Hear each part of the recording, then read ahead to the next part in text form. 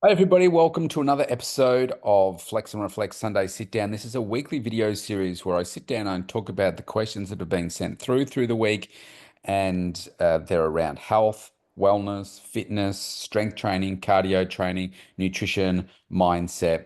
And today I'm sitting on the couch. And this couch actually has significant importance for me because prior to her passing away, this was a couch that my daughter bought off, what do you call it, Facebook Marketplace. And she negotiated it down to $75. And she was very, very pleased with herself. So, yeah. All right. So, first question, Rob, if I had to create my own personal health standard that I refuse to drop below, what should that look like in terms of training, nutrition, and mindset? Well, I always aim, like personally, for the top 1% of health for my age. So obviously the way that I train now and my focus and my goals is different to when I started. It's actually 37 years ago this year. And so I think when it comes, it's hard to answer unless I understand somebody in more depth to understand what your goals are. But I think um, there's two things that I would like to suggest for people. One, make your health your number one priority. That would be the standard to set for yourself. Refuse to allow yourself to not have it as your number one priority. So don't think about most people normally go like uh, say job, family, health. Like generally speaking, they're the three, and they normally do it in that order. Or job and family kind of switch around a little bit. Some say, "Oh, my family comes first, yeah, then my job because then I can't do all these other things, and then my health." Well, I'd turn that around and say you're no good for any of those things. If you have zero health, you're dead, so you can't be any good to those other things. So refuse to allow it to be anything but number one, because when I'm working with clients, by the time that they get to me, it's normally not number one. It's normally three, four, even lower than that, depending on what people have got going on. So it's like, how do you shift that upwards? And it is a standard that you set for yourself. You just say, do you know what? I don't have enough. Okay, let's go back a step. Most people think about it in terms of the way that they look, the scales, that kind of thing. Think about it differently. Think about, am I showing up in my life as the best version of myself with the right energy? Am I focusing enough? Do I have the right work ethic? Am I continuously growing? And for me, those four things come from having a really strong foundation for your health and wellness. If you don't have those, then chances are you're showing up as a lesser person and it's not your number one priority. So that would be the first one. And then the second aspect in terms of setting a standard, say, do you want to be in the top 1% of health for your age? Maybe that's something you want to aim for. Maybe right now you are not in a good space for your health. Well, aim for the top 50%, aim for the top 40, 30, 20, whatever that is.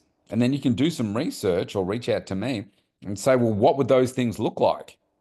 And we can find those things together and say, okay, well, if you're on the top 20%, it's here. I know for me, in the top 1% of health for me, there's a lot of different things that I need to do. I think something like 32, 33 things that I need to be focusing on to ensure that I am living that life. But that's just the standard that I set for myself. So it's about just don't try and be me.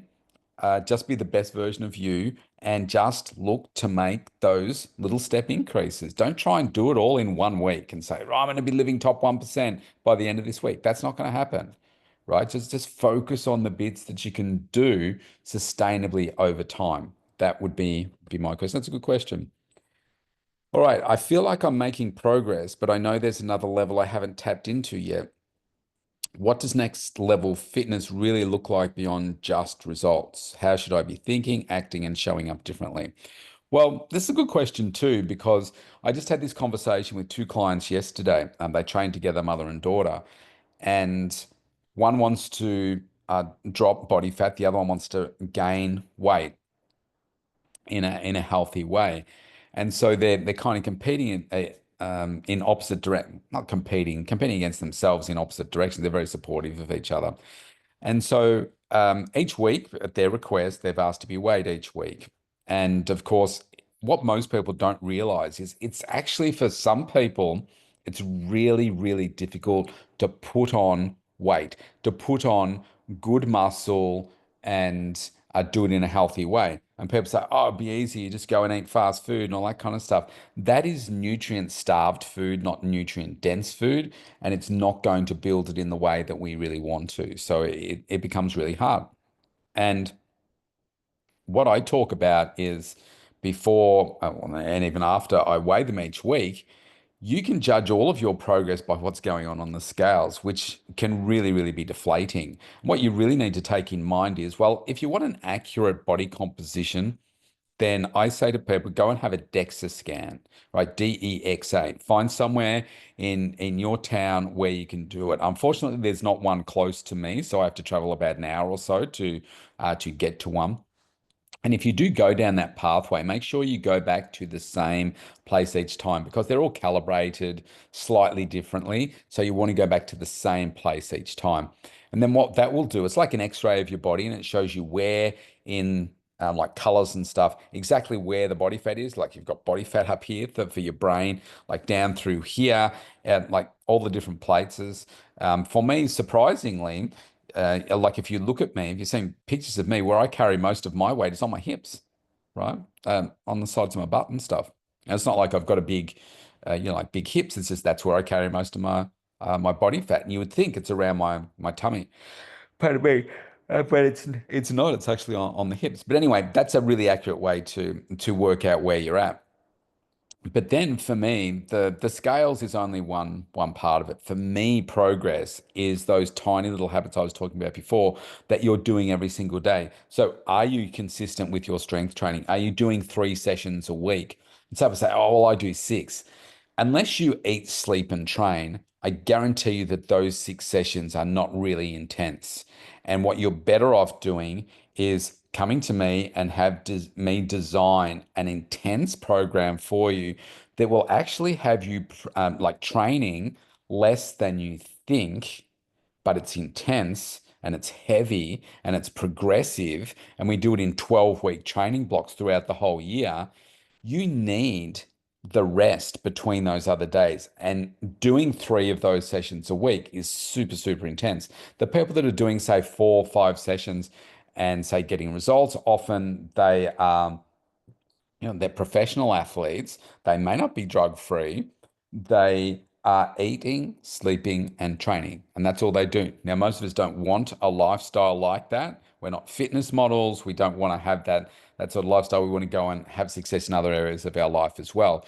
So, yeah, are you doing your strength training? Are you doing your cardio training? Have you got that right for you? Are you in a good rhythm with it? Are you being consistent week after week after week? Are you getting your meals in? Are you consuming the right amount of plant-based food, protein, etc., etc.? Are you eating 5 to 6 times a day? Are you being nutrient dense in your consumption? Are you drinking at least 2.5 liters of water a day? Are you getting the right amount of sleep each day? Are you getting your 6 to 8 hours of sleep each day? Is that working really well for you? Are you growing every single day? Right? What are you doing to grow yourself every day? Are you being kinder to people every day? Are you trying to show up as a better human for people? When you are with people, are you more present? Are you like with people or are you going, yeah, yeah, yeah, Rob, that's really good. Yeah, yeah, yeah. What did you say? What did you say again? And you're not really present, right? And so we don't want that. We want to be genuinely connecting and authentically connecting with people. And so for me, it's stacking all of these things on top of each other. What are your energy levels like? Are they improving? They should be if you're following this type of lifestyle. And that's the thing. You're now living a healthy lifestyle. Are you focused? Are you working on getting to another place every single day? Thanks. Yeah, that's really helpful. Are you building your wealth? Do you have some wealth creation strategies? And you say, what are you talking about? You work with health and fitness and so forth. What I do, I help people achieve their life strategies through using health and fitness and wellness because it creates the foundation, like the slab of the house, for you to build whatever you want in success in life above that. Because if you don't have that right, you don't have the energy to do these other things that we talk about in life. And it's just like, Oh yeah. And it's like today's Sunday, and that's just purposely why I do this on a Sunday is to also help me keep focused. What are most people doing on a Sunday? Oh my God, I'm so tired from the week. I just need to recover enough so I can get through to Monday again. Oh, do I have to go cut the grass? Do I have to do these things? Do you know what I mean? So when you've got so much energy and focus, you can just keep on moving. So all right, let me go through a couple more questions. I'm conscious of the time. Am I training my body for what I want today or for who I want to be in 10 years? How should I shift my approach to make sure I'm setting myself up for long-term success? Yeah, that's another good question. And all these three are kind of related because what I like to think about is, like I was saying before, not the scales. I think about whatever outcome you want in terms of, say, your body to look, dropping the scales, clothes size, centimeters dropped, all that kind of stuff. I see that, even energy, these are all byproducts of doing the work, right? So I had dinner last night with Brian Austin Green. Brian and a few other people. And so Brian Austin Green he played David Silver out of Beverly Hills 90210, if you know that show back in the 90s. He's currently in Terminator. It's a TV series, Terminator, the Sarah Connor Chronicles, and such an amazing human. And he was talking about how he works differently to most actors and how he shows up differently to most actors. And I was really curious about that. And he was talking for a while, and I said, "It sounds like you really love the work." And he said, "Yeah, I do." I said, "That's exactly like me." I said, "I love the process of work, the amount of hard work that is required to achieve success." And he said, "Yeah, spot on." And so the only way that you can, achieve that is by putting in. Now, I've just forgotten my what I was answering there for a second where I was going. Yeah, am I training for today or for what I want in 10 years' time? And so for me, it's about the work and the lifestyle that we put in place to get the benefits that we want.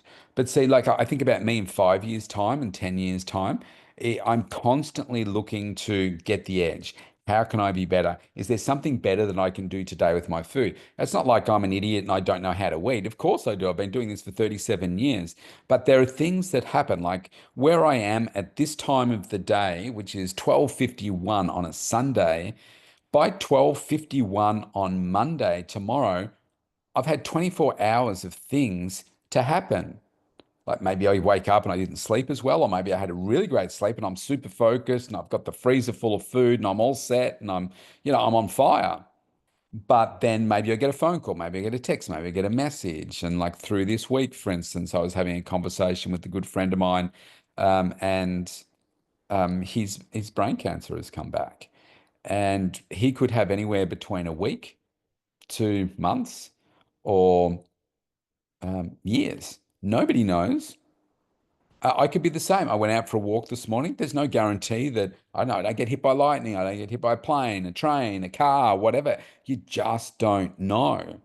So I'm always looking for. I do a review of each day and I say, okay, so how did I go? Like I've got some water here. Now this is green because I did a workout this morning and this has got some like staminate it is. And I'm just about to have a mouthful. Well, it's staminate, Gatorade, Powerade, that sort of thing. That's got what I need to help rebuild glycogen stores and all that kind of stuff. And I have it with some protein. That's just a little bit left over. But did I get my hydration right today? Did I go to bed at the right time? Did I get up at the right time? Was I refreshed? Did I grow myself today? Did I eat enough plant-based food today? Global problem, people not eating enough plant-based food. And so I'm reviewing it all the time because it's all for the future. What can I do to perfect it for now? So if you're thinking about in 10 years' time, depending on where you are now, I think where you want to get to is like in 10 years' time, you want to be living your best life. You want to be having really, really locked in. What is a healthy lifestyle looking like to you? What does that mean to you? And come up with a greater definition of health. My definition of health now is way different to what it was back when I started because I didn't even think about health. I thought about what I wanted my body to look like and getting stronger and just knowing that I would feel better about myself. But as you get older, and you become more high performing, like my mindset, I'm always aiming to be that top 1% man. Uh, I'm looking for the edge. It's like, okay, I'm doing these things, but what else can I do to get that extra edge? And that's what I find super powerful. So just focus on what that healthy lifestyle you want it to look like today, tomorrow, next week, next year, 2 years, 5 years, 10 years, and just make progress every single day. All right, let's go with this one. Last question? What's one silent limiter you've seen hold people back in their health and fitness journey? Something they don't even realize is capping their progress. How do I know if I have one, and how do I break through it? Well, I guess that depends on what you consider. I did a post today actually about what actually it was a podcast about what's your definition of progress, kind of like also what I just mentioned before. If you feel like you're not getting anywhere, so the silent limiter, if you like, then I'd be looking at, well, how are you defining what progress is for you? Are you, so here's the biggest challenge I think that I see with people is they come in with some limiting beliefs around, oh, I'm this age now, whatever that is. Some people say, I'm too old now. I say, how old are you? Because they don't look old. I say, oh, I'm 35. It's like, really, at what point in life does 35 mean old? Like I turned 57 in August, and I don't consider myself old. I feel like I haven't peaked yet in all areas of my life. And how exciting is that? What you've got to look forward to. And because I live a healthy lifestyle and I'm constantly working on those things, then I don't think about the numbers at all. So some people put a limiter around based on their age, and then it's like they've got some aches and pains, or it's because of their job or their kids or whatever. I'm too busy to train. Okay. I find the people that have the least, um, I suppose, what can I say? Are less financially free seem to be the busiest and have no time. The people that are the busiest seem to make the time because they know it's a priority. Why would you make the time? It's your number one priority, right?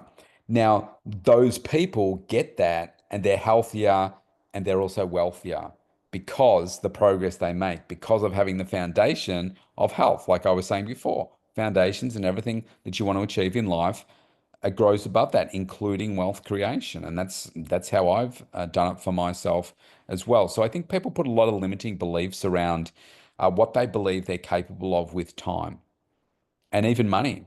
I'm going to do like a little video this week. This is a client that I worked with, oh golly, over a decade ago, and Ruth's her name, and you can see her full story on the website studiospt.com.au. But all she did was she did one of my home programs with just body weighted exercises. She followed my meal plan and she consistently achieved 1 kilo of weight loss a week, right? And so in total, I think she lost 66 kilos in total and completely changed her life, right? Completely. And she did that in her time, saw me like once a month to check in, do some like measurements and all that kind of thing. And she just did the work. She just did the work. And so if you think you don't have time, the workouts she was doing was probably taking 10 to 15 minutes. That's it, right? And 3 times a week. She's just been consistent and then doing some walking and things like that. I think she might have got into a little bit of bike riding, but most of it was walking. So I find that people will often put these limiting beliefs on themselves, or they'll then say, I've tried everything before, nothing's worked. Well, I know you haven't tried absolutely everything before because I haven't seen you before, right? So you haven't tried me. You haven't tried working with me to understand how can you do it differently. What you've most likely done is you've tried shakes, you've tried different meals, you've tried calorie counting, calorie restriction, all that kind of stuff. And yeah, nothing has worked because it hasn't been a healthy, sustainable plan. And so this is why when I'm doing it, it's different because we focus on doing those things that you can do and sustain and be healthy to grow you to that next level. So That's probably the biggest thing that I see in the person that asked the question. That may be exactly the case for you as well. So, thank you everybody for those questions. Enjoy the rest of Sunday, and remember, use today to set yourself up for success for the week ahead. Review the week that was, set some challenges for yourself for the week ahead, and let's go at it. Because don't say, I'm going to do it next week because I'm just too busy this week. I'm just too tired. Yeah, look, do you know what? I'm a bit tired too, but I know what's important to set myself up for success. And it doesn't matter what challenges you face, you find a way to push through. You just find a way because you deserve it. Have a great day. I'll see you next time.